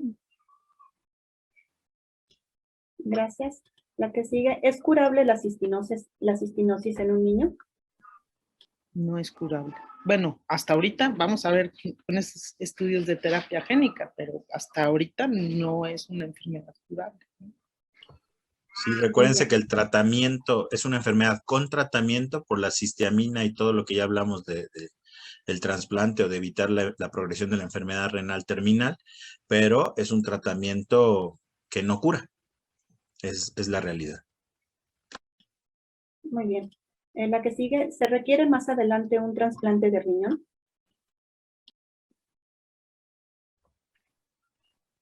Pues en las formas nefropáticas infantiles, entre la primera, segunda década de la vida, el trasplante, más bien la progresión a la enfermedad renal terminal, pues va a ser inexorable, va a llegar a eso.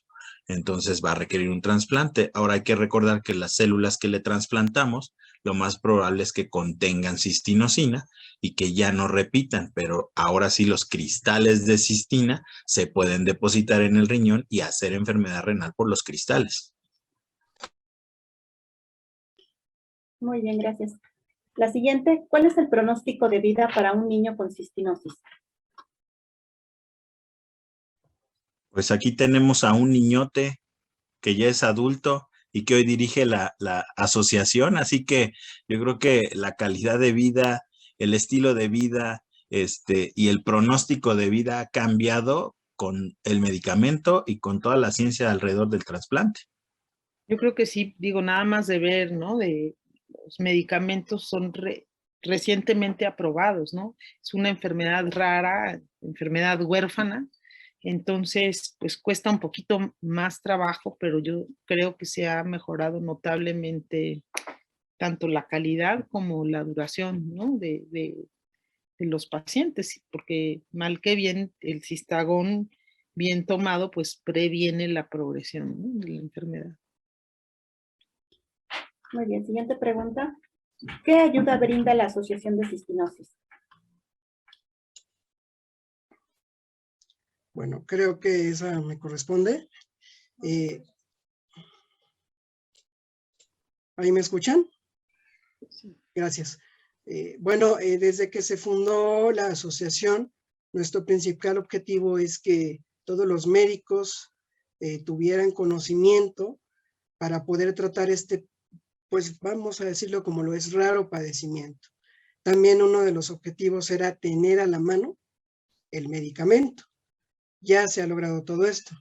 Entonces, lo que hace la asociación es dar acompañamiento al paciente cuando se le da el diagnóstico, presentarlo con otras familias para hacerle saber al paciente que no está solo, darle todos los tips necesarios para que pueda sobrellevar pues esta situación, y vamos a pasarnos para que cuando ya el paciente ya tiene, bueno, apoyarlo a buscar la forma y llevarlo con el médico experto para su diagnóstico, asegurarse de que el paciente tenga su tratamiento, bueno, ambos tratamientos, que sus gotas, sus cápsulas, y si el paciente estuviera en el interior de la República, nosotros desde hace 2 años estamos apoyando a los pacientes de manera económica, única y exclusivamente para gestiones de consultas médicas, análisis y todo lo que el paciente requiera en relación a su padecimiento, entre otras cosas. Pero con mucho gusto, en la página de internet está la información de la asociación, una serie de correos electrónicos. Voy a poner la página de internet en el chat y estamos para servirles, pues para ampliar la información. Muchas gracias. Siguiente pregunta. ¿Qué opinan de la vacuna COVID de la primera dosis y también por el riñón? ¿Es mejor la Pfizer?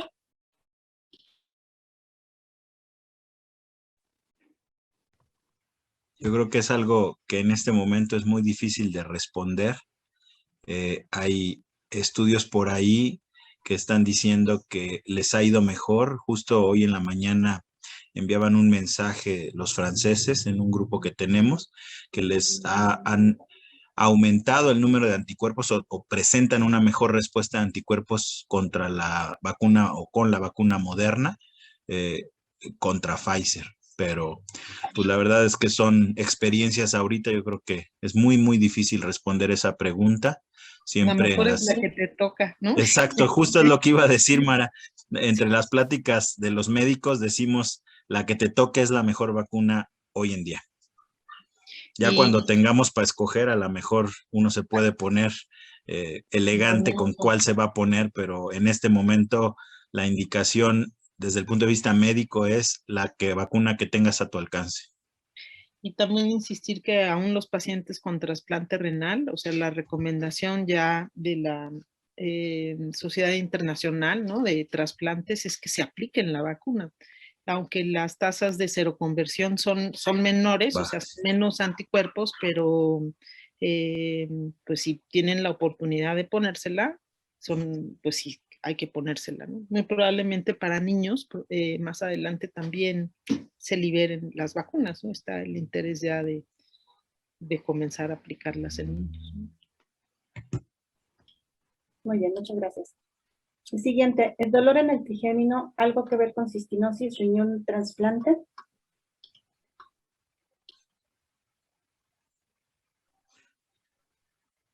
Dolor en el trigémino refiriéndose al nervio.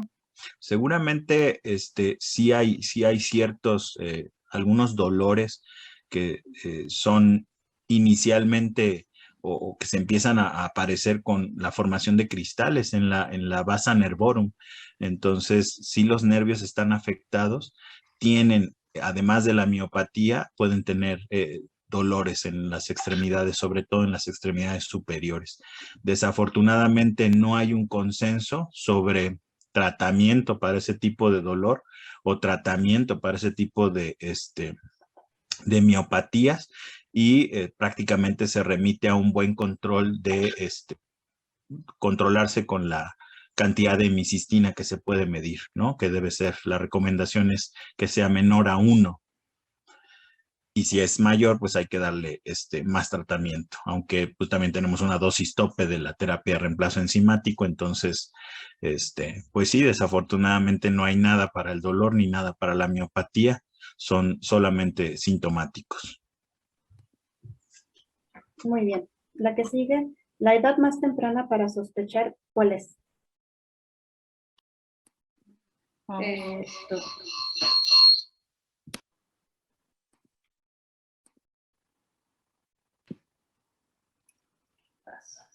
Sí, la edad más temprana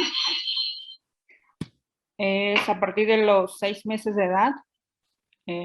Como comenté, antes de esta edad son niños con buen peso y buena talla, y en promedio a los 6 meses ya empiezan a presentar síntomas de que son chiquitos, que orinan demasiado, tienen avidez por el agua, y hasta el año de edad es cuando ya tienen alteraciones en la talla. Muy bien, muchas gracias. La siguiente, ¿cuáles son los datos clínicos más tempranos para sospechar esta enfermedad?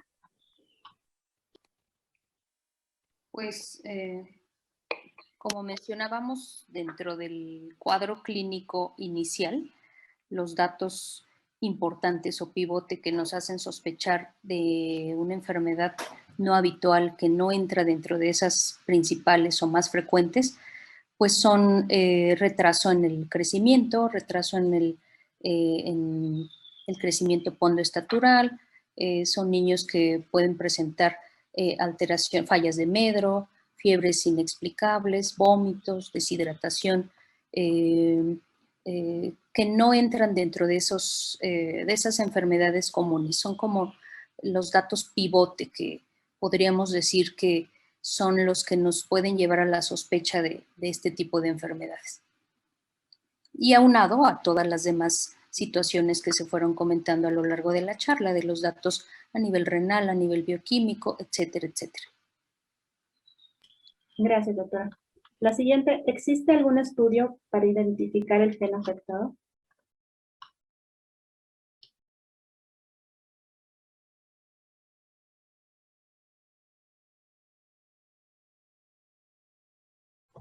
Pues Sí, general, adelante. Vas. En general, el diagnóstico para las enfermedades de depósito lisosomal, como se comentó, hay diferentes rutas o vías para hacer la investigación de estas enfermedades, no sin excluir la cistinosis, que primero es la sospecha clínica, conocer los signos, los síntomas clínicos, los datos pivote, los datos clínicos que nos hacen la sospecha. Ese es el diagnóstico clínico o de sospecha. El bioquímico, que es la determinación del nivel enzimático de todo este grupo de enfermedades, de las 60, 70, no excluyendo la cistinosis. Posteriormente, el diagnóstico, en algunos casos tenemos la determinación de biomarcadores y el diagnóstico molecular, que por supuesto es el diagnóstico confirmatorio de cada una de estas enfermedades. Y en este caso, pues es la identificación de la mutación en el gen específico, en este caso en el gen participante en la cistinosis. Entonces el diagnóstico confirmatorio se lleva a cabo con la determinación de la mutación que participa en esta enfermedad. Sí existe, para cada enfermedad existe el diagnóstico molecular, pero no es una sola herramienta diagnóstica, sino es todo un conjunto de elementos que nos hacen la confirmación de este tipo de enfermedades, como la cistinosis. De hecho, complementando un poquito lo que bien apunta Erika, es bien importante recordar que si tú no conoces la mutación, los estudios moleculares que no sean exoma van a ir directo a esa mutación, y si no está esa mutación ahí, pues no la vamos a mirar. Y si nosotros vemos la cantidad de mutaciones que se han dicho que son más de 145 mutaciones para cistinosis, y seguramente hay más que no conocemos, la verdad es que podemos correr ese panel, pero si tenemos la clínica y la bioquímica y no nos sale el gen que nosotros creemos que está afectado, más bien las mutaciones que ya conocemos, nos enfrentamos a una mutación nueva que tendríamos que analizar con secuenciación. Exacto. Muy bien, muchas gracias. Siguiente pregunta. ¿Una biopsia renal en un niño de 1 año y 2 meses podría dar fe a un diagnóstico más certero?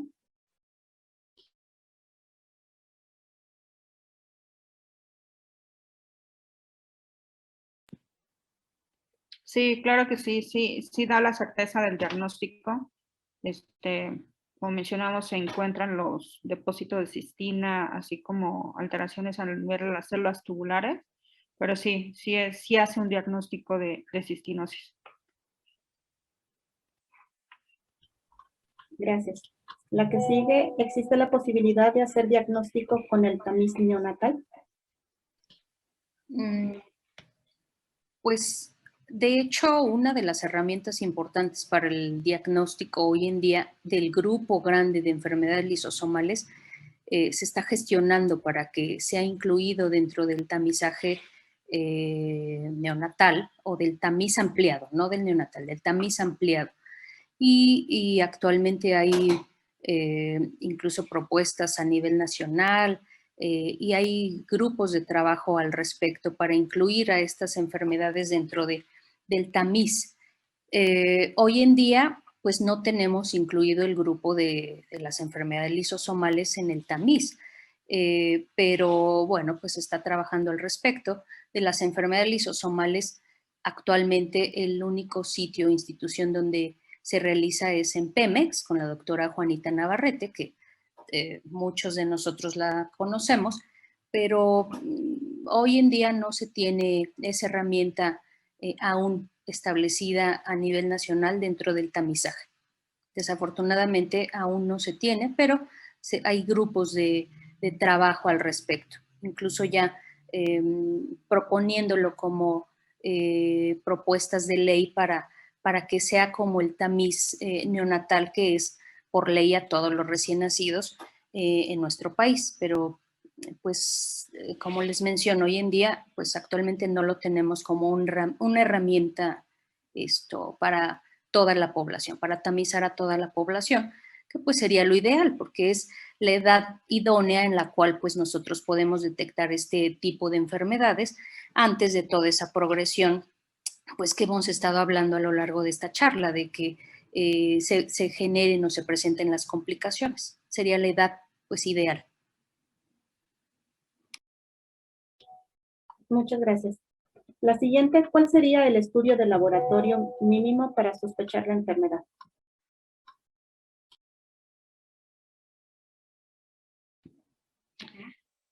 Bueno, estudios mínimos, como mencionamos, es una enfermedad que se va presentando tanto manifestaciones clínicas como de laboratorio a partir de la etapa del lactante hasta la etapa del adolescente. Entonces, va a depender de la edad en el momento en que se capte al paciente, pero si es un paciente que detectamos a la edad del lactante de 6 meses, son estudios de sangre y estudios de orina. ¿Qué vamos a hacer? Determinación de electrolitos tanto en orina como en sangre para poder determinar si hay excreción de estos electrolitos en la orina, así como medir aminoácidos en orina, glucosa en orina, y otros estudios son los del abordaje de raquitismo, que son vitamina D, fosfatasa alcalina y paratormona. Son como los iniciales para integrar lo que es el diagnóstico de síndrome de Fanconi. Perfecto, muchas gracias. La que sigue, ¿el uroclasio o Sopan pueden ayudar? A ver, Mara, no sé si quieras tú contestar, pero el problema con el uroclasio lo que vemos es que tiene grandes cantidades de calcio con respecto al fosfato y a veces tenemos que darlas una y otra de manera muy precisa. El Perdón, Losopán. el el uroclasio, sí, Es el citrato de uroclasio que son potasio. citrato de potasio, Ujú. la verdad es que también necesitamos mucho volumen del uroclasio, entonces yo creo que la verdad es que los preparados que solemos hacer, que tienen un poco más de concentración de equivalentes por mililitro de solución, yo creo que nos ayuda. Evidentemente, quien tenga uroclasio u Ozopan prescrito por un médico o un nefrólogo, pues tampoco está mal, porque lo está calculando en base a su requerimiento ponderal. No, y además yo creo que lo importante es hacer los controles pues, Claro. bioquímicos y ver que pues, se normalice bicarbonato, fósforo, calcio, potasio y todo lo demás, ¿no? El uroclasio, la única ventaja que le veo es que al ser una formulación comercial, pues es más estable que las que hacemos caseras, ¿no? Pero es muy agresivo para tu digestivo y es solo citrato, bueno, tiene citrato, principalmente citrato de potasio. Hay quien prefiere darlos pues, de plano así como polvito, ¿no? Reponer las sales y pues muchos de los niños cuando son pequeños tienen gastrostomías y entonces pues, es más fácil dar ahí la reposición de sales, ¿no? Uh-huh. Y de líquidos. Ok, muchas gracias. Víctor, ¿tenías alguna pregunta? Sí, muchas gracias. Son dos últimas preguntas que tenemos aquí de parte de dos pacientes. El primero, y esto se la diría directamente porque ya mencionó algo, pero queremos que retome el tema la doctora Mara. Me pregunta una paciente que lleva, permítanme, lleva 16 años de trasplantada y pregunta ella cuánto puede durar mi trasplante.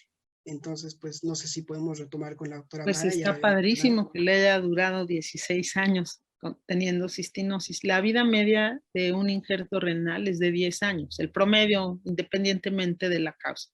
O sea que si ya le duró 16, pues felicidades y va súper bien, ¿no? Lo ha cuidado muy bien y ojalá le dure más tiempo, ¿verdad? Muchas gracias, doctora Mara. Ahí está la respuesta, ¿verdad? Y por último, esta es una pregunta que yo voy a contestar parte de ella, pero también voy a invitar a algún panelista si tiene algún comentario, primero que nada, y es la siguiente. Nos pregunta una familia si hay alguna manera de promover una capacitación especial a los oftalmólogos que sepan más sobre detectar los cristales de cistina y sus consecuencias. Yo tengo ahí un punto, pero primero quiero saber si alguno de ustedes tiene un comentario y con esta pregunta cerramos. Yo creo que la respuesta es definitivamente sí. Nosotros pensaríamos que es sencillo mirar los cristales a través de la lámpara de hendidura. Y como en medicina, ¿no? Cuando hasta coloquialmente decimos, cuando la señora del aseo pasa y dice ese paciente tiene enfermedad renal crónica, pues ya se nos fue el carro, ¿no?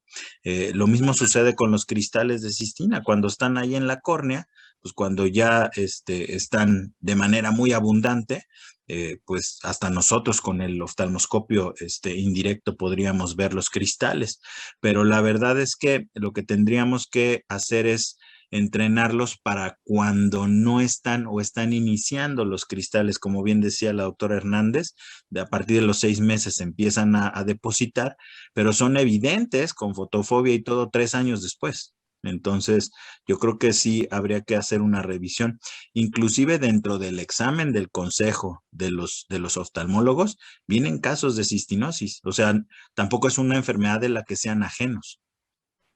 Sí, pero a veces sí los manda uno y no todos tienen puesta la antena para el diagnóstico. Entonces yo sí creo que es algo que vale la pena, pues como reforzar, ¿verdad? Uh-huh. Yo ahí sí también tengo un comentario porque no solo es a los oftalmólogos o en la cistinosis, sino es en todas este grupo de enfermedades, incluso dentro del gremio médico, pues muchos no las conocen o conocen poco de estas enfermedades. Entonces, Creo que la pregunta es súper importante y algo de nuestro trabajo es, aparte de manejar pacientes y ver los seguimientos, pues la educación médica continua a las nuevas generaciones.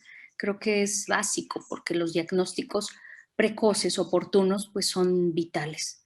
Y en este caso, hasta dentro del gremio médico, pues desconocemos o se desconoce este grupo de enfermedades y pues por supuesto la cistinosis y el grupo de oftalmólogos y demás grupos multidisciplinarios.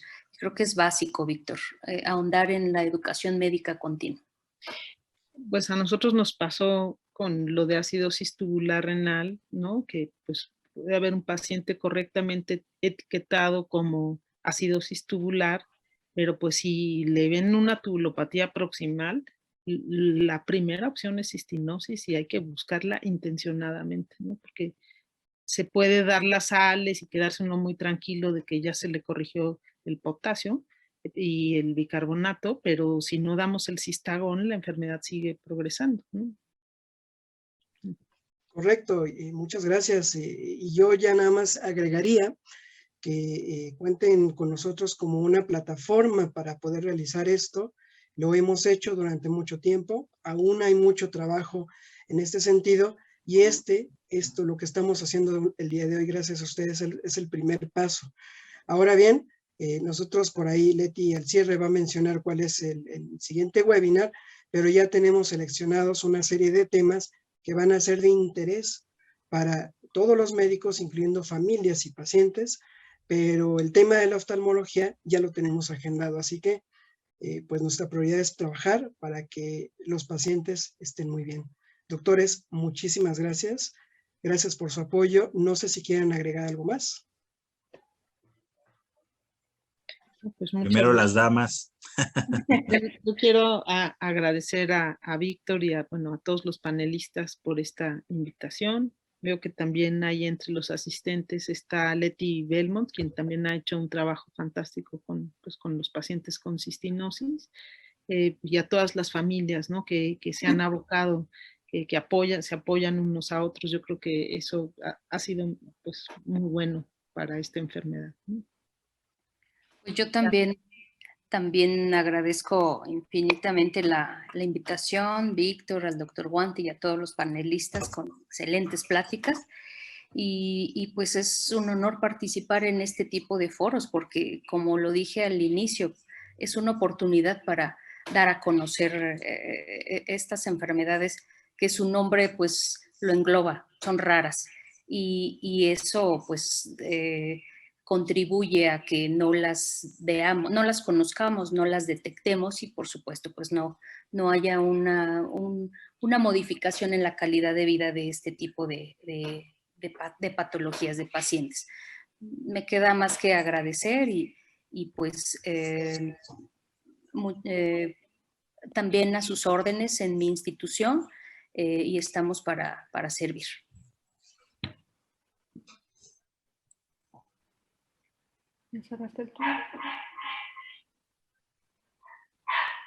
¿Alguien más quiere hacer algún comentario?